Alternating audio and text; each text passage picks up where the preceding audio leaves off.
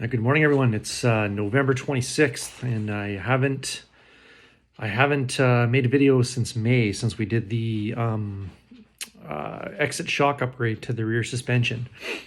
Life's been pretty busy. My work, my normal job has been busy, and then been busy with solar work with my business, and then home improvements and yard cleanup and all kinds of stuff. It's just for the past 2 months, I've said, "Oh, it'll calm down next week," but then more stuff comes up. So I finally got a chance to just sit down and maybe catch up a bit over the summer. I will hopefully start uploading videos more frequently over the winter here. I was going to do a video on the new Catalyst platform from Arctic Cat, but honestly, I haven't seen it in person. Of course, where I am, it's just like we're usually the last place to see stuff. There are way better videos out there than on the technical aspects of it than I could ever do. Like SuperTrack's Rev Rider 550, he's done a couple videos on the Catalyst platform. As Snowgoer, I would just encourage you to watch those if you want sort of the up close technical details. Overall, I think it's a pretty cool sled. I'm really happy that Cat actually came out with something, and I'm also pleased to see that. Even though a lot of the original engineers and whatnot at Cat are not there anymore, you can see a bit of their scrappy heritage in sort of different parts of the sled, like the composite running boards are kind of a neat idea, and that's such a Cat thing to try. Like, it seems sort of like a weird detail, but you can see where their thinking is with it, with lightweight and, and I know a lot of people have crapped on the whole composite running board deal, but it's like your sliders are composite, your skis are composite. It's tough stuff. It's well proven. And, depending on the chemical makeup, the polymer, what properties they have in there, I don't see an issue with them whatsoever. A lot of people confuse composite and plastic, and they're not the same thing. So this isn't like plastic like your Transformers were made out of when you were a kid. It's a different animal altogether. So that's a cool idea. And then standard belt drive, that's really neat. We're starting to see that more in sleds, especially the mountain sleds. But with Cat, like at this chassis, it's belt drive throughout the line. Another thing is the lay down. They're putting an iteration of the lay down motor. I guess the lay down 600 with updated, upgraded technology. Their lay down motors debuted. Cat first came out with that. I believe it was the Firecat platform, and those motors were freaking unstoppable. They were, the laydown 700 was just kicking the crap out of pretty much all the 800s out there. And the first year they were tuned a little to the ragged edge, and they did have some engines blow up from just, like you say, being tuned so close to the line. Subsequent years they were pretty bulletproof. I've rarely heard of anybody having an issue with any of the laydown engines in any of the displacements. So if they can replicate that again, that's going to be amazing. I think a lot of people have been also critical that they haven't come out with offer the 800 or offer an 850 or whatever in that chassis. And like I've said it a million times in my videos, and I don't want to go into it again here, but with supply chain issues, the state of the economy, the state of trying to find, people to work, skilled labor. All that stuff is in high demand right now, and it's difficult to get, like, even to get a steady, reliable supply of anything. So I think I'm always if you're going to go in and do something, do few things and do them very, very well. And then when you've mastered that, then you expand or move on or, grow. And I think that Cat's got the right approach in this environment with this chassis. It's come out with it on, one engine package, one configuration, couple of variants, like they're spread out through the product line a bit. Get those completely dialed and mastered. And then, if this new engine is really good, then bump it up in size and, really put the thinking into the engineering behind it. And dependability is going to be a big deal going forward, because like sleds are just not cheap anymore. And just paying hydro bills and paying food and paying mortgages and stuff like that, that's now more expensive. Just servicing debt is way more expensive right now. Gasoline, so these sleds are going to have to be reliable and relatively like cheap to run, and not break down and, cost a ton to repair and maintain, or else they're just not going to sell, or they'll sell the first year and then they won't sell after that. So I think dependability and ease of running, ease of maintenance and and lower running costs and stuff like that are going to be important in the future. But anyway, that's another discussion. But I just think, when you pull back and think about it critically and logically, I think that Cat is making a good, they're coming at it with a good strategy. So I'm hoping that it works out really well for them. I will say this, I'm a little hot cold on the looks of the sled, but truth be told, I don't like a lot of what the brand, like the very, very new sleds look like. Part of the problem is I think the way that they're being photographed. The old sleds had a lower belt line. So that's like the line of the bumper and the back of the tunnel. And that was a very uniform, like separation of the lower half of the sled and the upper half of the sled. And those sleds were lower, wider looking. And they looked really good from a 3/4 angle and low to the ground. So when you photograph them, they look just amazing that way. These new sleds, not the case. They don't have a belt line. The back of the tunnel and the seat where they meet, if you follow that forward, as soon as you hit the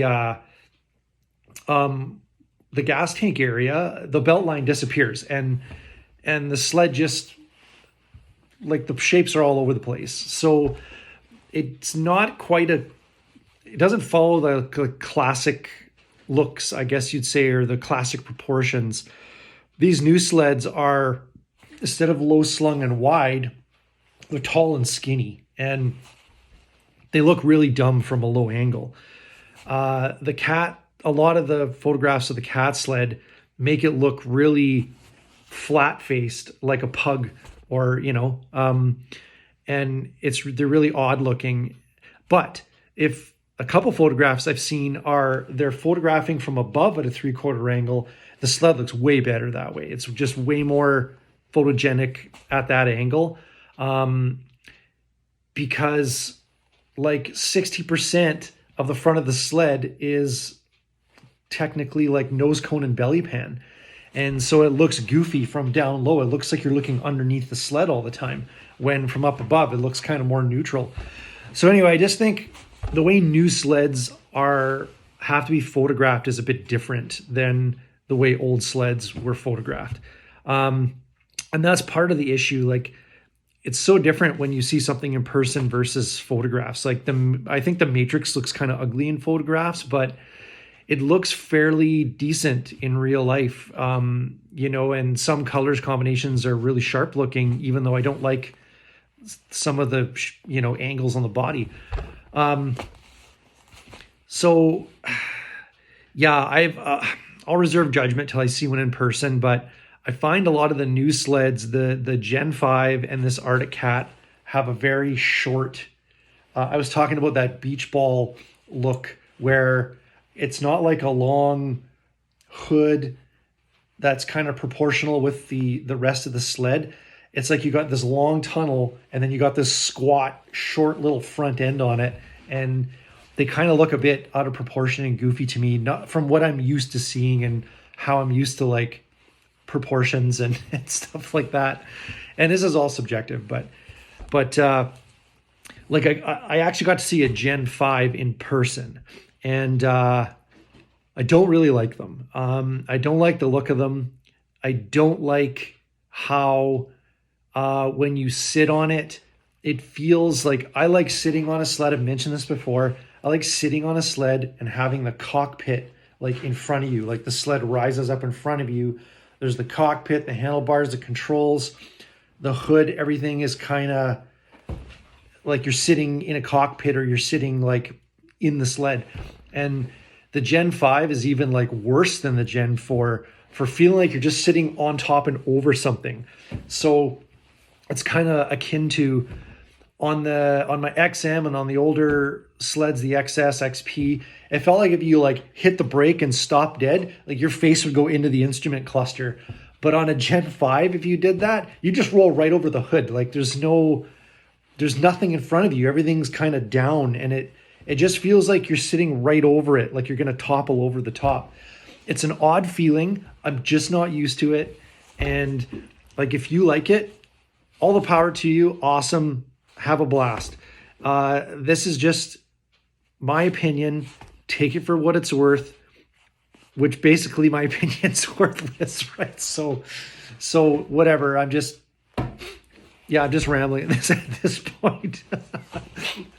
But it's interesting because I was actually contemplating, like, hey, what if I do jump into a Gen 5? Like, maybe I'll order a Gen 5.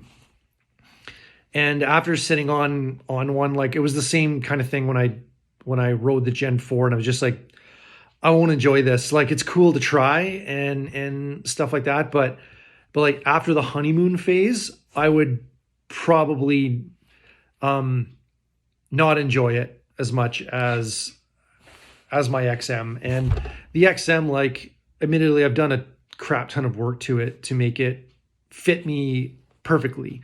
And I've done more work to it, and I'll get into that on a separate, either on the end of this video or on a separate video of what we've done over the fall here. But I just don't want to put that huge investment into and spend that money in a sled that I just don't think I'm going to enjoy. And the whole thing about if I'm going to get a new sled, I have to be able to enjoy it better than the sled I'm coming off of. And right now I love my XM. I freaking love that sled. It's just, I just look so forward to riding it. And it's just does everything I need it to do. And it's just well-rounded, and it'll be even better this year with the wider front end and the other stuff I've done to it. I'm basically done. There's not really anything else to touch on it. Might do a little bit of rave valve work, and there's a bit of programming to do on it. That's about it. But yeah, it's been an awesome sled. I'm probably just going to keep it for as long as I can. And if I get a new sled, honestly, it's going to be for my wife. And get her something with a little bit more power for ice fishing. Right now, she has a Expedition 550F. And it's pretty decent in most conditions for her. She doesn't ride long distances or anything, so the gas mileage and stuff is not really an issue. She does go to certain areas by herself that are sometimes there's like some pretty hairy slush, and she's been in a few situations where she's been out alone, and she's has all the comms gear and stuff, but she's had to like dig the sled out by hand and get it up on, like a safe area, and then take all of her stuff out of the sleigh one by one. And like good thing she's got an amazing work ethic, because I would have thrown my hands up in the middle of all that. But she would spend hours like getting unstuck, and so, which is great. I mean, she can do that. That's 95% of the battle right there. But it would be nice maybe at some point to get her a 600 EFI with a bit more, jam, so that she could get out of those areas. And the main thing is, it's the sleigh that weighs you down. You start spraying the sleigh with slush, and it just acts like an anchor.